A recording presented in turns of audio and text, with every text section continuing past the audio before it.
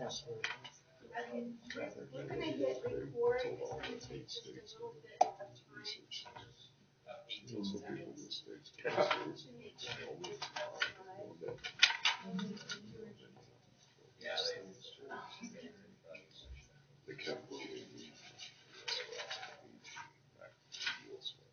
So you were an administrator. He left. Do you know where it is?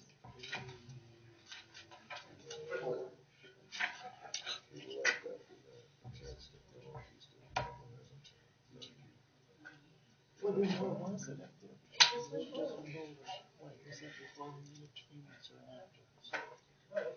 Okay. All right. Good evening. I'd like to welcome everyone to the February 7th Arapahoe County Planning Commission. We have two cases on our docket tonight, but before we start, let me just introduce everyone. We got Commissioner Chafin and Commissioner Brummel to my left, Commissioner Rader and Commissioner Rick to my right. Commissioners Rosenberg and Saul are absent this evening. Before we begin, we have two sets of minutes to approve, so January 10th and January 17th. Is there a motion for approval? I'll make a motion to approve the January 10th minutes as written. Okay, we have a motion by Commissioner Rick for approval of the January 10th minutes. Do we have a second? Second. Turn the microphones on too. We have a second by Commissioner Chafin. All in favor say aye. Aye. All opposed? So on a 5-0 vote, the minutes for January 10th are approved. Let's move on to the January 17th minutes. I would like to make a suggested change Okay. to the January 17th minutes. Mr. Raganetti was introduced by Mr. Vogel as his attorney, and he did answer a question which was acknowledged, but I guess I feel his name should be in the list of who was present. Okay. Can we add Mr. Reganetti's name to the people present that evening? And then I make a motion to approve the minutes as written with that change. So we have a motion by Commissioner Rick for approval of the January 17th minutes as amended. Do you have a second? Second. Okay, Commissioner Rader seconds. All in favor, say aye. Aye. Aye. Let me remind everyone to turn your microphones on too. Oh, yeah.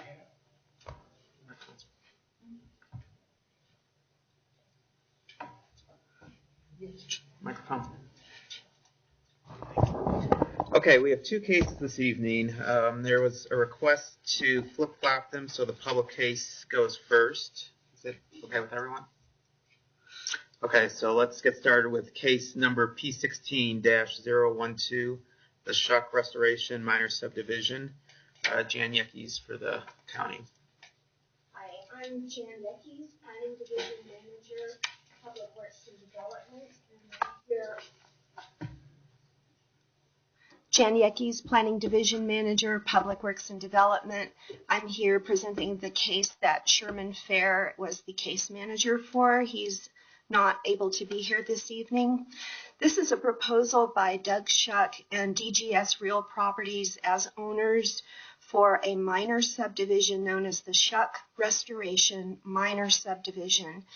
This project would create a parcel out of some combined property, and neither of those properties has currently been platted, so this would plat those as a single lot in accordance with the subdivision regulations.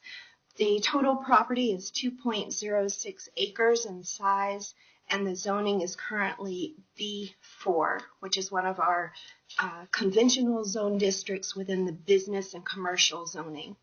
So this is not a request to change zoning. It's not a request for a site plan. It's just a request for the minor subdivision. We do have a concurrent case that is being processed administratively for an administrative site plan that will do the site planning work. So that will not actually come to you. And there is no change proposed in the zoning. So that is going to stay consistent. And I'm going to depart a little bit from our usual process since this is a fairly straightforward case and just say that The staff has presented findings that this complies with our regulations for subdivisions and with our comprehensive plan, and we have recommended approval of the minor subdivision with some conditions of approval. We do have the applicants here this evening to make a presentation. Are there any initial questions for the county before we hear from the applicants? I have one. Okay, Commissioner Ray.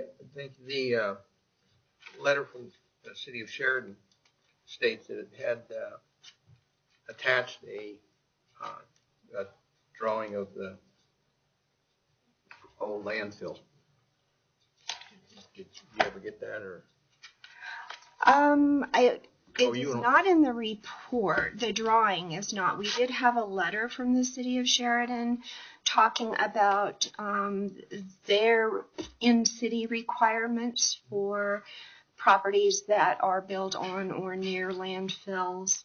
And TriCounty Health Department is working with the applicants, and they have recommended that there be an environmental review of the property to ensure that there is not methane gas being emitted from the property. So that, excuse me, this is echoing, that will be handled in conjunction with the administrative site planning process as well. So the requirement from Tri-County Health, is it covering VOCs, toxic chemicals, or just methane gas? I'm not sure exactly what all will be covered in that environmental review. Okay. But that pertains more to the development of the property and less to the subdivision itself. So I presume they'll be coming back with a plan to us? We're processing the site plan administratively because this is a conventional zone district. It is a zone district that is defined within our land development code already. So it does not have the preliminary and final development process that you're accustomed to seeing with planned unit zoning. The reason for my question is in number 3 on the draft motion. It says that the applicant shall address Tri-County Health's comments regarding landfill gas. It says nothing about a phase 1 environmental assessment. And my question would be, maybe this is too far in advance, but would it be wise, or should we, if we want to, require that in the draft motion if we approve, along with Tri-County's methane gas? So Tri-County, there is a letter attached to your staff report that provides Tri-County Health comments, and it's quite a long letter, so I'm going to go through and just kind of hit the highlights. It says, according to Tri-County Health Department's records, there is a historic landfill located within 1,000 feet of the subject property, referenced as landfill number AR062. Flammable gas from decomposing organic matter in landfills may travel up to 1,000 feet from the source. Because construction is planned on this property, we recommend the following. A flammable gas investigation should be conducted to determine if flammable gas, methane, is present in the subsurface soils at the property. The plan for the investigation should be submitted to TCHD for review and approval. TCHD is Tri-County Health. TCHD will review the results. If the investigation indicates that methane is not present at or above 20% of the lower explosive limit for methane, 1% volume in air, in the soils, no further action is required. In lieu of the investigation, a flammable gas control system shall be designed and constructed to protect buildings and subsurface access to utilities, such as vaults, manholes, etc., from flammable gas. Health and safety practices shall be followed during construction to protect site workers. A copy of TCHD guidelines for safe construction in areas on or near formal landfills have been attached. And then that letter just goes on and talks about some other things like fugitive dust and vector control and pollution prevented for auto-related businesses, kind of a best practices sort of letter. So the reason for my question is they don't speak to the possibility of chemical contamination that might come from the landfill or around. And then the city of... What they're saying is there's a possibility that methane gas period. within the soils Yes. could have migrated to the property. Yeah, I understand that. It's very clear. That's all that's in the letter. Because the city of Sheridan stated that the surrounding property owners are performing a environmental assessment. Correct. So that was my question. And maybe it's too soon. I should ask the presenter. You can check with the applicants and see if they have gotten this far yet. They may, but it's basically a phase 1 review. So it's a fairly low level review just to make sure that any contamination has been documented and addressed in the soils. Okay. Thank you. Any other questions for staff? Seeing none, we'll invite the applicants up to make a statement. If you could state your name and address for the record, please. Good evening. My name is Jerry Davidson. I'm with Perception Design Group. Address is 6901 South Pierce Street, Suite 315, Littleton, Colorado. To expound upon your questions, I think we can answer some of those for you tonight here. We did a phase 1 environmental study on the site. It came back clean. There were some issues in the buildings. Those were all mitigated before demolition, but the site is clean. The gas study is underway now. I believe they drilled the holes either yesterday or today, and they're beginning the monitoring operation. So we intend to comply with TriCounty Health's recommendations on methane gas. Do you have any other questions on that particular item? Or? No, that covers it. That's great. Thank you. Okay. Just to kind of give you an update on our other referral comments here, I think there really isn't a whole lot to talk about the plat. It combines 2 lots and two parcels into one.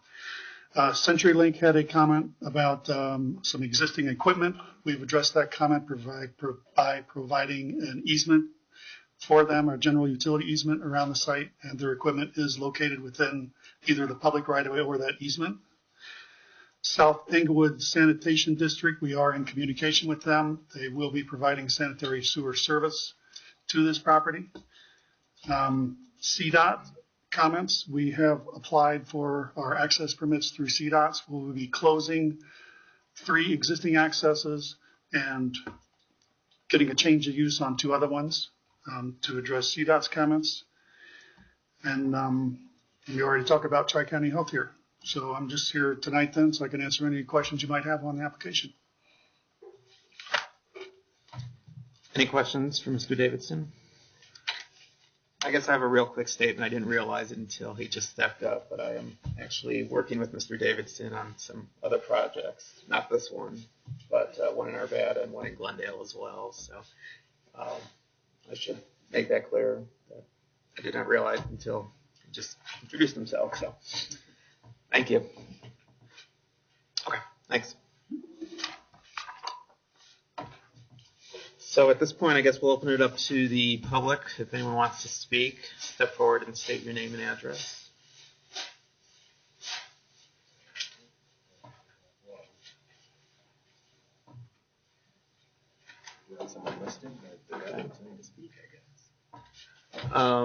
Dan, you just signed in? You don't wish to say anything? No. Okay. If anyone else in the audience is wishing to speak, step forward. Seeing none, we'll close the public hearing and bring it back to the commissioners for any other questions, discussion, and or motions.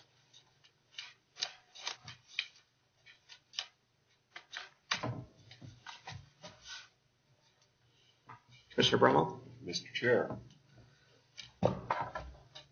in the case of P16-012, Shuck Minor Subdivision Final Plat, we've read the staff report, received testimony at the public hearing, find ourselves in agreement with the staff findings as well as all plans and attachments as set forth in the staff report dated January 24, 2017, and recommend this case favorably to the Board of County Commissioners, subject to conditions 1 through 6 in the staff report. So we have a motion by Commissioner Brummel for approval of the case. We have a second. I'll second. Commissioner Rick seconds. Any discussion before we take a vote? Okay, all in favor say aye. Aye. All opposed? So on a 5-0 vote, case P16-012, the Shuck Restoration Minor Subdivision is approved. A positive vote. Thank you.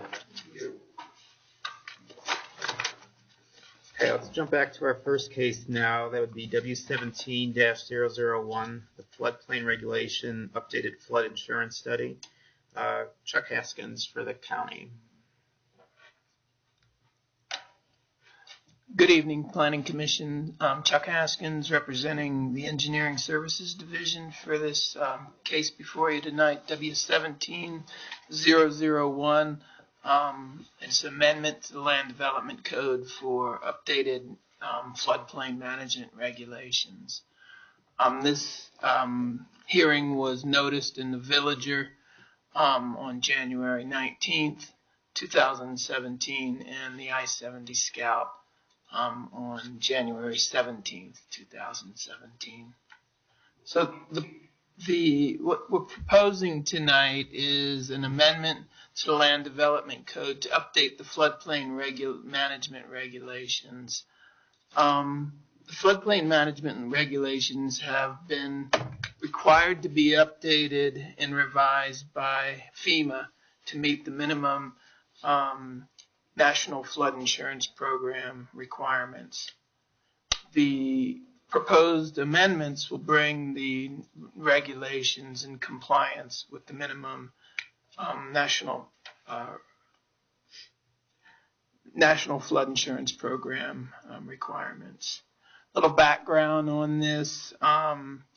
First of all, the county's been a participant in the National Flood Insurance Program since 1977.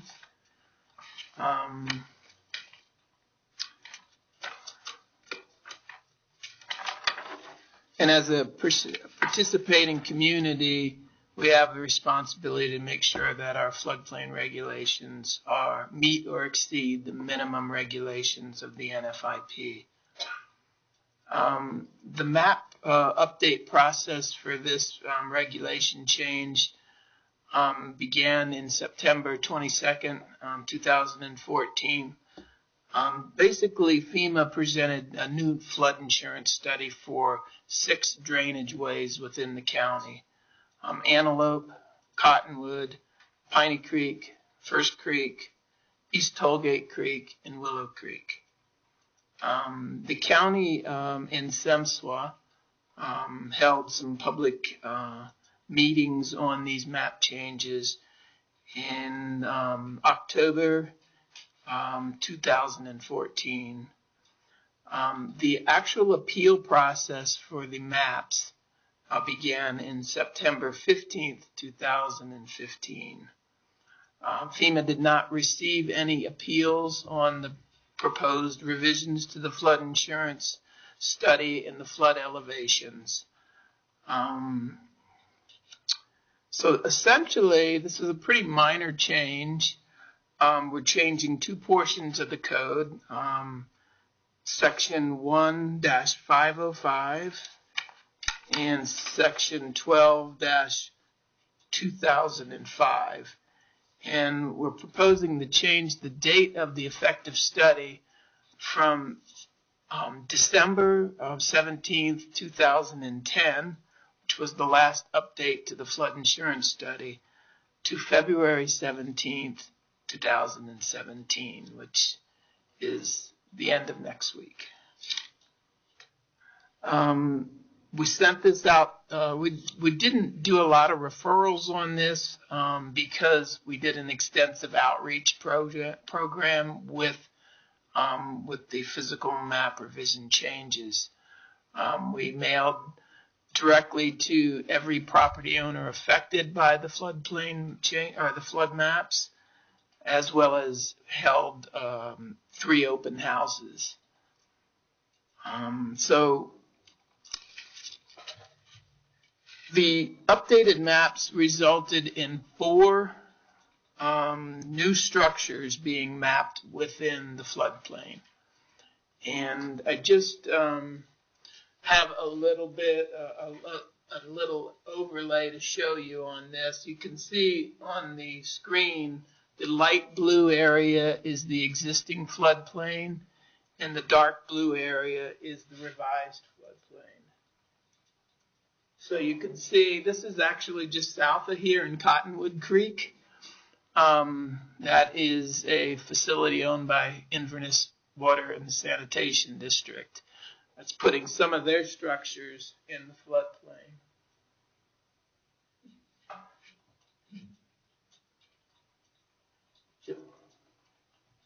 Just south of there. That says East Arapahoe Road. Oh, okay. All right. That's another building in Inverness that now is getting clipped by the floodplain. So.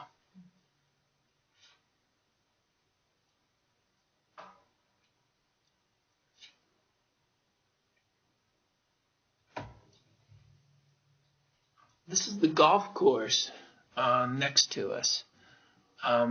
It turns out that the golf course, although was in a floodplain, it wasn't in the FEMA floodplain.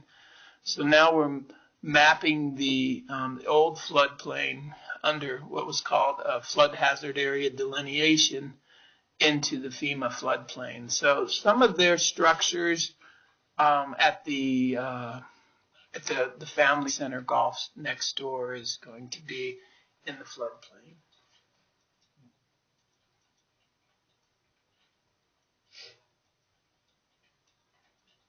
And then there's another building. You can see it just clips the edge of the building there off of Inverness Drive. Excuse me.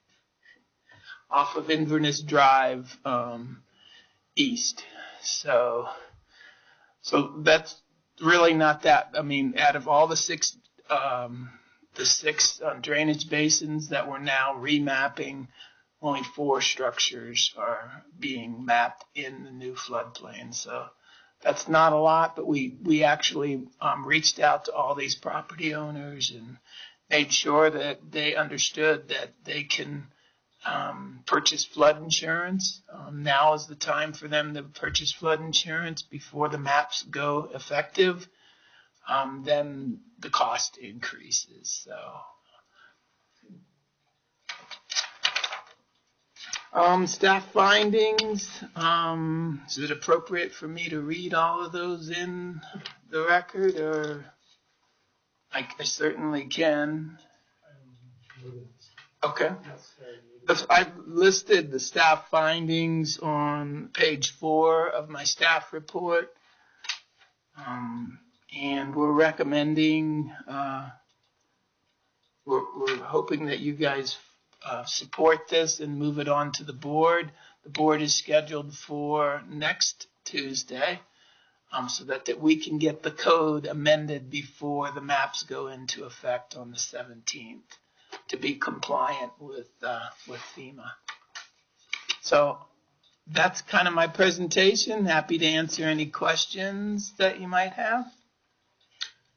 These 4 buildings.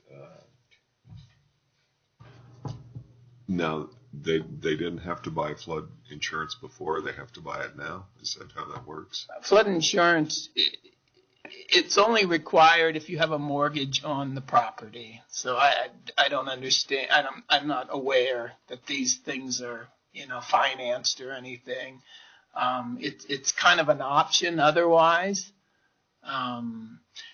So they hopefully had flood insurance, because you don't have to be in the floodplain to buy flood insurance. Well, I thought you did. No, you didn't. You don't. And if you're not in the floodplain, you get what's called a preferred rate, which is for a residential home is only $400 to $500 a year. Now, So this letter went to them and their mortgage holder if is there a lien on the property. And so normally a mortgager would require that they purchase flood insurance for obvious reasons. But so these 4 buildings, should they want to sell them, that's going to be detrimental, right? So when they go to sell those, it'll be pulled up the fact that every time you go and make a sales transaction, somebody looks to see if you're in the floodplain. So they will discover that they are in the floodplain, and again, hopefully, we encourage everyone to purchase flood insurance if they're adjacent or within the floodplain.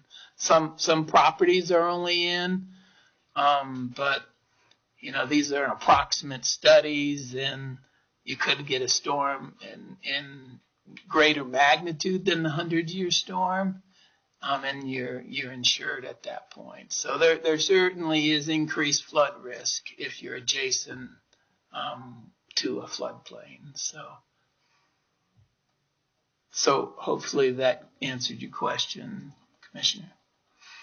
Now, the last time we met, we had a case about a wastewater treatment plant, and there was some concerns about the floodplain there. But now it appears that we have a similar situation here where the new map is showing a plant in that plain. Yes, the previous slide shows that. But what you have to keep in mind is floodplains do change.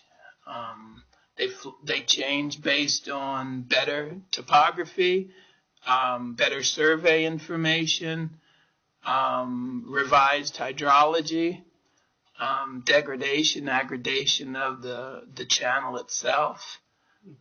So the floodplains do change. We can only regulate the floodplain in effect, that's in effect at the time we look at a development. So when we looked at this development, probably back in this one was a long time ago, probably in the 70s when Inverness was developed, it was not in the floodplain. Mm-hmm. And now through this new study, it appears that it is in now. So if that were to flood, that could cause some significant problems for area water users, I guess, if that's the case. Or do you know if there's? Yeah, I don't know the details of the operation of the plant itself. Meaning, is it fully contained in a building? All we're saying is let me go back to that.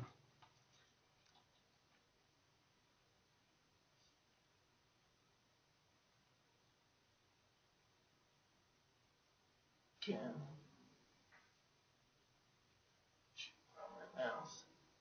And I understand that the floodplain is what the floodplain is. There's nothing that can be done about it, but yeah. So, and I don't want to get too off topic with the other project that you're referring to, but what we do is we assess that project against the existing floodplain that's published at that point. Right. Now, the one thing we do in Arapahoe County is we look at, there's 2 different types of floodplains. There's these community floodplains that urban drainage helps us produce, and then there's FEMA floodplains. The community floodplains, called FADs, flood hazard area delineations, are based on future development. So we look at what's going to happen in the future in terms of when additional development happens, additional runoff happens, and floodplains basically get wider and deeper. So in Arapahoe County, we look at either the worst case of the FEMA or the FAD, and we would regulate to whichever is more restrictive on the. So that's how we do that. And for instance, on other parts of the county, there's often the whole urban area of the county has flood hazard area delineations. So you get east of Box Elder Creek, and we just have FEMA approximate floodplains. But west of Box Elder, we have these FADs that are generally more restrictive than the FEMA maps. So we will keep people out of the delineations for the FADs, which kind of protects us moving forward, except if, we blew the hydrology or there's, it's significant changes in land use that we didn't anticipate within the studies. So it usually doesn't, it usually not off this bad here, because you can see the old delineation pretty much follows the creek, and then the new delineation. What probably happened here is there's a higher flow rate, and the higher flow rate went ahead and pulled that area into the floodplain. Again, because the FADs, which is basically what we're doing here, is we're taking the FAD and making it the effective floodplain, the FEMA floodplain. So it's based on those higher flows, and that's probably what happened here. You may not know the answer to this, but do you know if there was or if there will be an emergency plan in case that area does flood now? I don't know the answer to that. It's a good question. We certainly could reach out to Inverness and see. I mean, they know that it's in the floodplain, and hopefully have responded appropriately by purchasing flood insurance and coming up with an emergency plan for this. I don't want to get too much off topic, but in 1993, I lived in Des Moines when the Des Moines River and the Raccoon River overflowed and just destroyed the water treatment plant. The entire city was without water for like 3 weeks. And I remember the damage that it did and the cost to everyone who lived in that city at the time.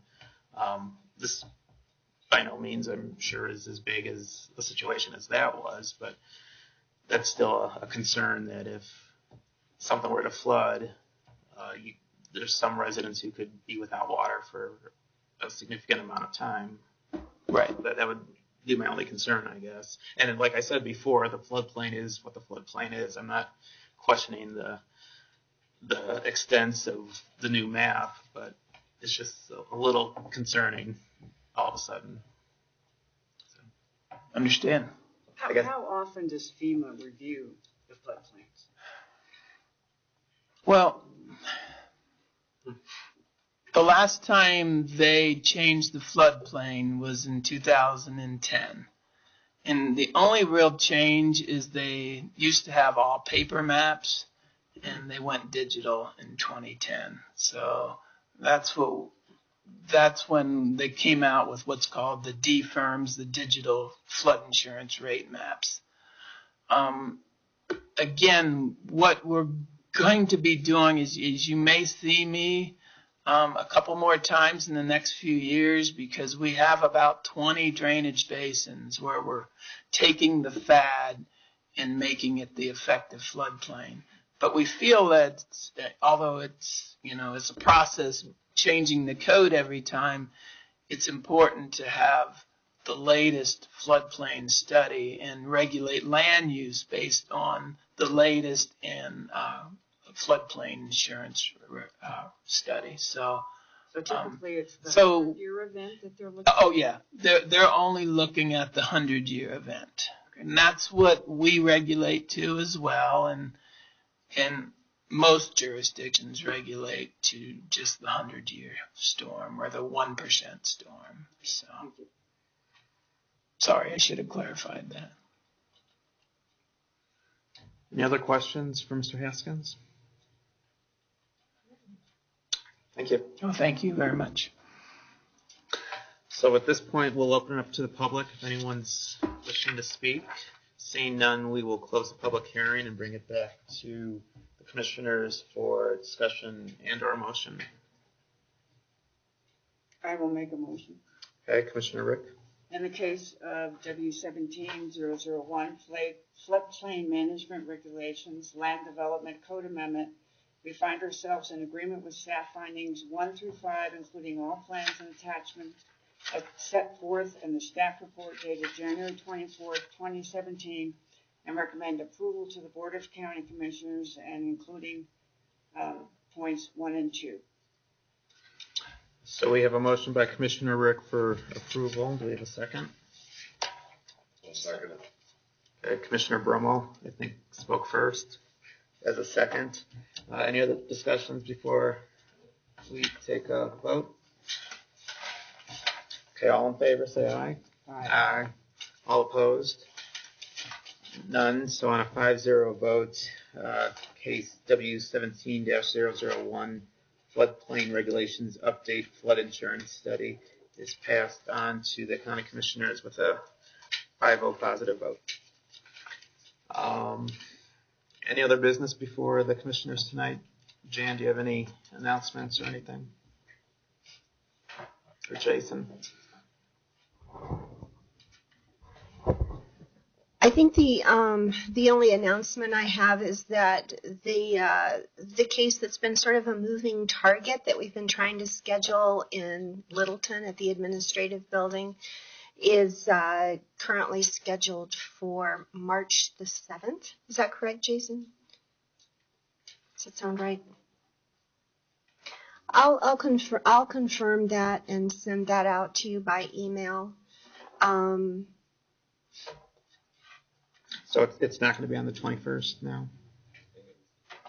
Is it the 21st?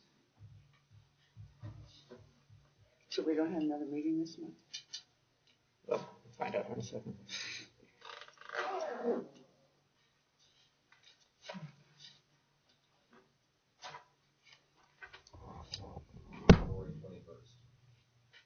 So that is their next meeting.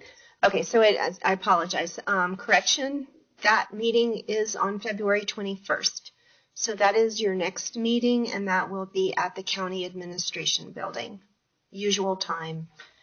And that is on the project that you had reviewed initially as the Littleton Valley Villas. The project's been updated, some changes to the site plan, and also the project name has changed to the Platte Canyon Villas.